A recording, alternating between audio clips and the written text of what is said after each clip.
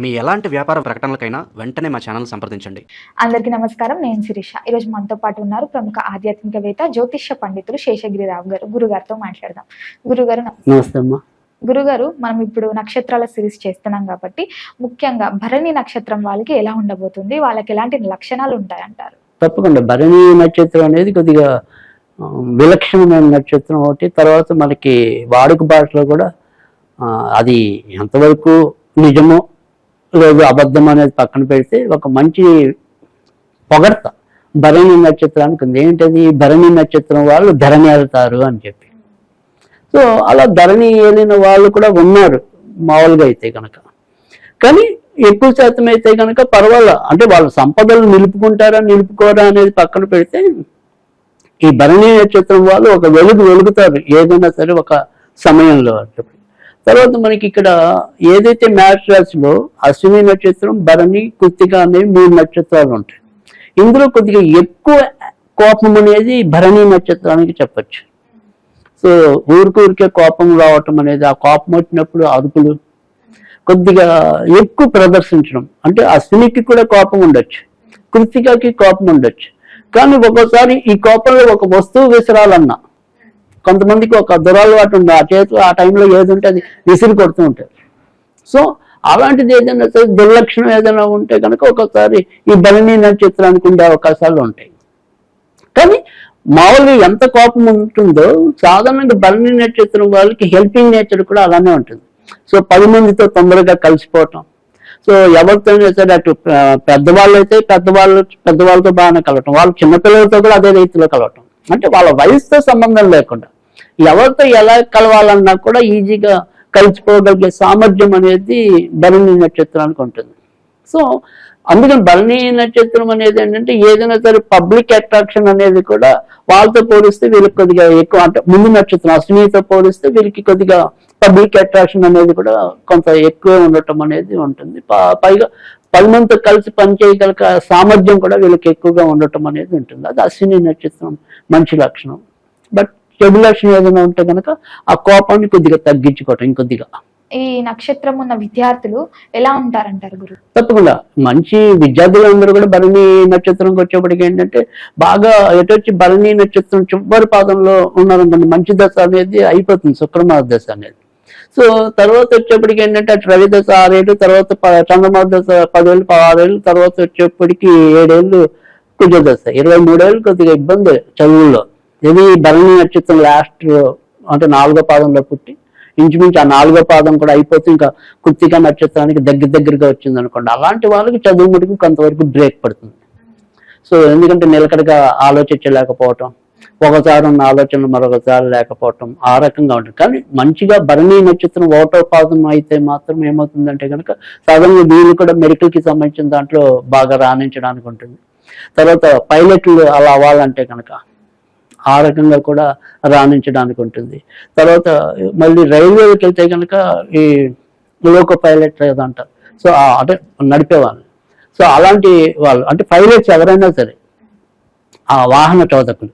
So అలాంటి వాటికి వీళ్ళు రాణించడం అనేది ఉంటుంది. మళ్ళీ మెడికల్లో వచ్చేప్పటికి ఏంటంటే మధ్య సర్జికల్గా కూడా వెళ్ళడానికి, అంటే సర్జన్స్ అంటాం కదా, అలా వెళ్ళడానికి అవకాశాలు ఎక్కువగా ఉంటాయి. అదే భరణి 2వ పాదం వచ్చేప్పటికి ఏంటంటే వ్యాపారస్తులు ఎక్కువగా అవడానికి ఉంటుంది. లేదా చక్కగా ఇంటీరియర్ డెకరేషన్ కానీ, తర్వాత ఈ మంచి టైలరింగ్ చేసే వాళ్ళు ఉంటారు. సో అలా ఏదైనప్పటికీ కూడా ఒక ఏమన్నా డిజైనింగ్ వ్యవస్థ ఏదైతే ఉంటుందో, వెబ్ డిజైనర్ అవ్వచ్చు, ఆ డిజైనింగ్ వ్యవస్థ అనేది ఏదైతే ఉంటుందో అది భరణి 2వ పాదం వాళ్ళకి ఎక్కువగా రాణింపు కలగటం అనేది అయితే ఉంటుంది. 3వ పాదం వచ్చేప్పటికి ఏంటంటే సినిమా రంగం ఇంట్రెస్ట్ అయితే కనుక, మీడియా రంగం ఇంట్రెస్ట్ అయితే కనుక అటువైపు వెళ్ళడానికి అవకాశం బాగానే ఉంటుంది. తర్వాత ఏదైనా సరే ఇప్పుడు మనం బ్యూటీ పార్లర్లు అవి నిర్వహించడానికి అలాంటి వాటికి, అటు సెలూన్స్ మగవాళ్ళు అయితే వాళ్ళ యూని సెలూన్స్ ఏమంటుంటుంది. సో అలాంటి వాటిలో వాళ్ళు రాణించడానికి 3వ పాదం వాళ్ళకి అవకాశాలు ఎక్కువగా ఉంటాయి. తర్వాత ఒకవేళ ఇంజనీరింగ్లోనే మనం చదవాలి అనుకున్నప్పుడు ఏదైనప్పటికీ కూడా వీళ్ళకి కూడా మెకానికల్ ఇంజనీరింగ్ అనేది ఒకటి.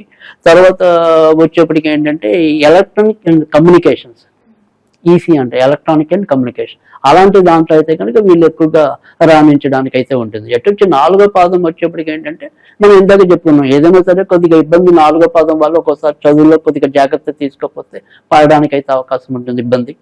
కానీ ఏదైనా సరే వీరికి కూడా పోలీస్ డిపార్ట్మెంట్, తర్వాత జడ్జెస్, న్యాయమూర్తులు, సో అలా ఏదైనప్పటికీ కూడా వీళ్ళకి కూడా రక్షణ వ్యవస్థ అనేది పనికొస్తుంది. మళ్ళీ పరిశోధనలు ఏమైనా చేసే ఇంట్రెస్ట్ ఉంటే కనుక పరిశోధనాత్మకంగా వెళ్ళడానికి కూడా అవకాశాలు ఎక్కువగా ఉంటాయి.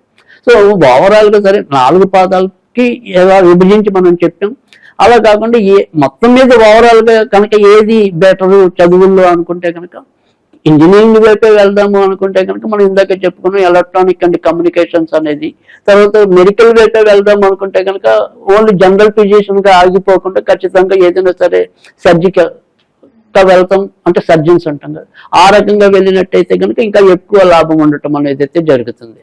సో యాథావత మనం చెప్పేది ఏంటంటే కాస్త కూస్త ఏదైనా ఇబ్బంది ఉంటే 4వ పాదం వాళ్ళు మరింత జాగ్రత్తగా ఉండవలసిన అవసరం ఉంటుంది. గురుగారు, ముఖ్యంగా ఈ భరణి నక్షత్రం ఉన్న వాళ్ళు ఉద్యోగ వ్యవస్థ ఎలా ఉంటుందంటే?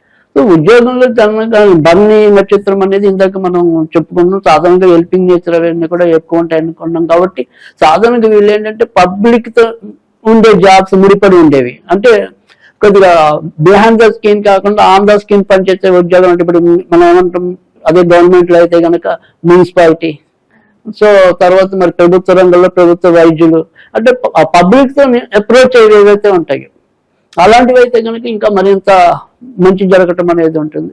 సో అలా కాకుండా సరే ఏదైనప్పటికీ కూడా ఉద్యోగ వ్యవస్థ అనేది ఏదైనా ఇబ్బంది పడితే కనుక రాహు దశ అనేది వీళ్ళకి ఇంచుమించుగా 29-30 ఏట రావడానికి వాళ్ళ పాదాలు బట్టి ఉంటుంది.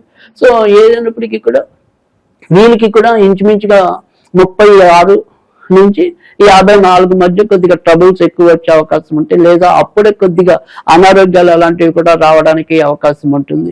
సో ఆ రకంగా మాత్రం కొంత ఇబ్బందులు అయితే వీరికి ఎదుర్కొనడానికి అవకాశం ఉంటుంది. గురుగారు, ఈ భరణి నక్షత్రం వాళ్ళ వివాహ జీవితం ఎలా ఉంటుందంట? సో వైవాహిక జీవితం భరణి నక్షత్రానికి వచ్చేప్పటికి పెళ్లి కూడా సమానమైన వయసులోనే అయిపోయే అవకాశాలు వస్తాయి. ఎందుకంటే భరణి నక్షత్రానికి అధిపతి శుక్రుడు. సో అందుకని శుక్రుడు కాబట్టి వీళ్ళు చక్కగా సరైన సమయంలోనే ఇంచుమించుగా పెళ్లి అయిపోయే అవకాశాలు ఎక్కువగా ఉంటాయి. అశ్విని నక్షత్రానికి ఉన్నంత ట్రబుల్, అంటే పెళ్లి అవ్వడానికి నేను చెప్పేది, పెళ్లి అయ్యాక వాళ్ళది కూడా పర్వాలేదు, పెళ్లికి ముందు ఒక పట్టాన కాలేకపోయే పరిస్థితి ఒక్కోసారి అశ్విని నక్షత్రానికి ఉంటుంది. కానీ భరణి నక్షత్రం ఇంచుమించు సమానమైన వయసులో పెళ్లి అయ్యే అవకాశాలు చాలా ఎక్కువ ఉంటాయి. తర్వాత రెండోది వచ్చేప్పటికి ఏంటంటే భరణి నక్షత్రంకి వచ్చేప్పటికి ఎంతో కొంత సౌందర్యవంతులు రావడానికి కూడా అవకాశం ఉంటుంది. అంటే అటు ఆపోజిట్ నేను చెప్పేది. సో అలా ఏదైనా సరే ఆడవాళ్ళకైతే మగవాళ్ళు, మగవాళ్ళకైతే ఆడవాళ్ళు అనుకోండి. తర్వాత వీళ్ళు కూడా ఏం చేస్తారంటే భరణి నక్షత్రం వాళ్ళు ఉన్నంతలో ఇంటిని కొద్దిగా తీర్చిదిద్దుకునే అలవాటు ఉంటుంది, ఎందుకంటే శుక్రుడు కదా వీళ్ళకి అధిపతి. సో అందుకని సౌందర్యాభిలాష అనేది వీళ్ళకి ఎక్కువగా ఉంటుంది, ఇంటిని కొద్దిగా అందంగా తీర్చిదిద్దుకోవాలి, సో ఉన్నంతలో గొప్పగా జీవితాన్ని అనుభవించాలి. వాళ్ళు కొద్దిగా పేదరికంలో ఉన్నప్పటికీ కూడా ఆ పేదరికాన్ని బయట పడనివ్వకుండా, అంటే ఉన్నవి 2 దుస్తులు అనుకోండి, ఆ 2 దుస్తులే ఖచ్చితంగా చక్కగా ఇస్త్రీ చేసుకుని ఉతుక్కుని చక్కగా అందంగా కనిపించడం. సో అలా గ్యారంటీగా ఆ శుచి శుభ్రత అనుకోండి, లేదా దానికి అందంగా కనపడాలనుకునే తత్వం అనుకోండి, దీనివల్ల ఎంతైనా సరే కొద్దిగా 10 మందిలో ప్రత్యేకంగా ఉండడానికి ప్రయత్నించడం అనేది కూడా భరణి నక్షత్రం వారికి ఉంటుంది. కనుక వైవాహిక జీవితం ఎక్కువ శాతం మంచిగానే సాగిపోవడానికి అవకాశాలు ఎక్కువ ఉన్నాయి. గురుగారు, ఈ భరణి నక్షత్రం వాళ్ళు ఏదైనా వ్యాపారం మొదలు పెట్టాలంటే వీళ్ళకి ఏ వ్యాపారంలో ఎదుగుదల ఉంటుందంటారు?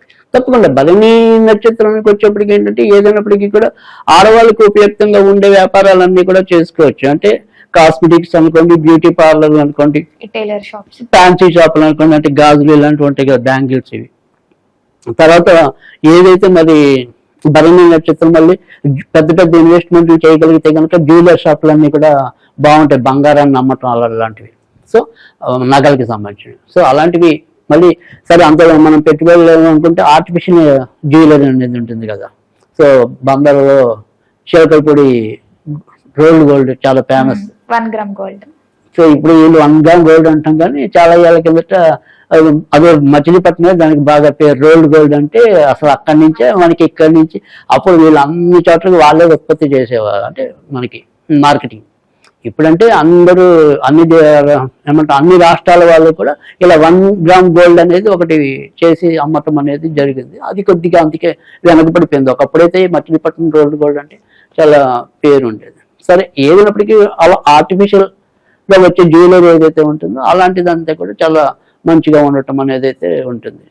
సో ఇక తర్వాత ఏదైనా సరే తిండికి సంబంధించి వీళ్ళు కూడా న్యాషనల్స్ వాళ్ళందరూ కూడా ఇంచుమించు తిండికి సంబంధించినవన్నీ చేసుకోవచ్చు. బట్ ఇందాక మనం ఇది కూడా భరణి నక్షత్రం కూడా న్యాషనల్స్ లోనే ఉంది కనుక ఈ తిండికి సంబంధించిన పచ్చళ్ళు అమ్మటం, అందులో కారం కోపం కదా, సో ఈ పచ్చళ్ళు ఇలాంటివి అమ్మాలన్నా కూడా ఈ భరణి నక్షత్రం వాళ్ళకి బాగా కలిసి వచ్చే అంశం ఉంటుంది. ఖచ్చితంగా రాణింపు కూడా ఉంటుంది. గురుగారు, ఈ భరణి నక్షత్రం వాళ్ళు ఏ దేవుని పూజిస్తే ఇంకా అనుకూలంగా ఉంటుందంట? తప్పకుండా ఈ భరణి నక్షత్రం వాళ్ళు ఖచ్చితంగా ఏ దేవుణ్ణి పూజించటం అనేది ఒకటి, ఏ దేవాలయంకి వెళ్తే ఇంకా శక్తివంతంగా వీళ్ళు ఉండటం అనేది ఒకటి. సో భరణి నక్షత్రానికి శుక్రుడే అధిపతి అని ఇందాక మనం చెప్పుకున్నాం కనుక ఏవైతే మహాలక్ష్మి ఆలయాలు ఏవైతే ఉంటాయో ఆ మహాలక్ష్మి ఆలయాల్ని వెళ్ళటం అనేది, తర్వాత జీవితంలో వెళ్ళగలిగితే ఒక్కసారైనా సరే, సో మన మహారాష్ట్ర కోలంపూర్ మహాలక్ష్మి దేవి టెంపుల్ ఉంటుంది. సో దానికి వెళ్ళినట్టయితే కనుక చాలా మంచి ఫలితాలు రావటం అనేది ఉంటుంది. ఒకవేళ అక్కడ దాకా మనం వెళ్ళటం కొద్దిగా కష్టము అనుకునేది ఏదైనా ఉంటే కనుక విశాఖపట్నంలో కనక మహాలక్ష్మి గుడి ఏదైతే ఉంటుందో దాన్ని సందర్శించడం అనేది కూడా వీళ్ళకి మంచి ఫలితాలు ఇవ్వటం అనేది ఉంటుంది. సరే ఇంకా విడిగా కూడా మనకి ఇక్కడ మీకు అర్థమై ఉంటుంది, మహాలక్ష్మి ఆరాధన అనేది వీళ్ళకి ఎక్కువగా మేలు చేయటం అనేది ఉంటుంది. కనుక ఆవిడకి సంబంధించిన ఏమైనా సరే కనకదారస్తవం కానీ తర్వాత మహాలక్ష్మి అష్టకం కానీ నిత్యం పఠించుకోవటం అనేది ఒక పద్ధతి. తర్వాత ఓపిక ఉంటే కనుక శుక్రవారాలు కొద్దిగా లక్ష్మీదేవికి పాల పదార్థాలు అంటే కోవా బిళ్ళలు కానీ అన్నపరమాణం కానీ, సో ఇలా ఏదైనప్పటికీ కూడా పాలతో తయారు చేసిన పిండి వంటలు ఏవైతే ఉంటాయో అవి శుక్రవారాలు పూట ఆవిడకి కొద్దిగా నివేదన చేసినట్టయితే కనుక చక్కగా మంచి ఆర్థికంగా ఎదుగుదల అనేది ఒకటి, వచ్చిన సంపదను నిలుపుకోవటం అనేది ఒకటి. ఎందుకంటే ఈ మ్యాథ్స్ రాశి లో కామన్ గా ఉండేది ఏంటంటే ఒక తొందరపాటు. సో ఈ తొందరపాటు వల్ల కూడా ఒక్కోసారి నష్టాలు చవి చూడొచ్చు. కనుక మన తొందరపాటు కూడా మనల్ని కాపాడడానికి లక్ష్మీదేవిని పూజించుకోవటం అనేది శ్రేష్టం. కనుక ఏదైనా సరే ఒకవేళ లక్ష్మీదేవికి సంబంధించి చదువుకోవాలన్నా కూడా చాలా సింపుల్, చాలా తేలిక. ఓం శ్రీం ఓం శ్రీం ఓం శ్రీం అది ఎన్నిసార్లు అనుకుంటే అంత తేలిక, 108 సార్లు చదవడానికి కూడా గట్టిగా 1 నిమిషం పట్టదు. సో అలా చదువుకున్నట్టయితే కనుక చాలా చక్కగా ఆర్థికంగా ఎదుగుదల రావటం అనేది అయితే ఉంటుంది. గురుగారు, ఈ భరణి నక్షత్రం వాళ్ళు ఏదైనా ప్రారంభించాలంటే వీళ్ళకి ఏ రోజులు అనుకూలంగా ఉంటాయి?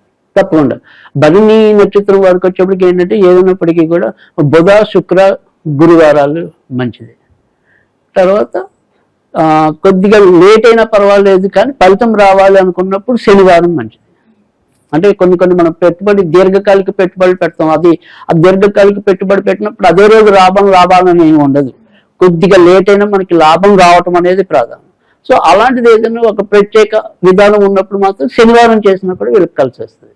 గురుగారు, ఈ భరణి నక్షత్రం వాళ్ళు ఎలాంటి జాగ్రత్తలు తీసుకోవాలంటారు? ఓవరాల్ గా చూసుకుంటే వీటికి దూరంగా ఉంటే మంచిదమ్మా అంటే ఏం చెప్తారు? అంటే ఇక్కడ మనం ఇందాక మొదట్లోనే చెప్పుకున్నాం ఈ కోపం అనేది ఒకటి. ఆ కోపం ఎందుకంటే ఒక్కోసారి వీళ్ళకి మిగతా వ్యక్తిగత జాతకం కొద్దిగా బలహీనంగా ఉన్నప్పుడు ఈ స్టెరిబుల్ హ్యామరేజ్ కానీ అంటే రక్తనాళాలు బుర్రలో అంటే మెదడులో దెబ్బ తింటాం అనేది కానీ, ఓసారి రక్తం అక్కడ గడ్డ కట్టడం కానీ.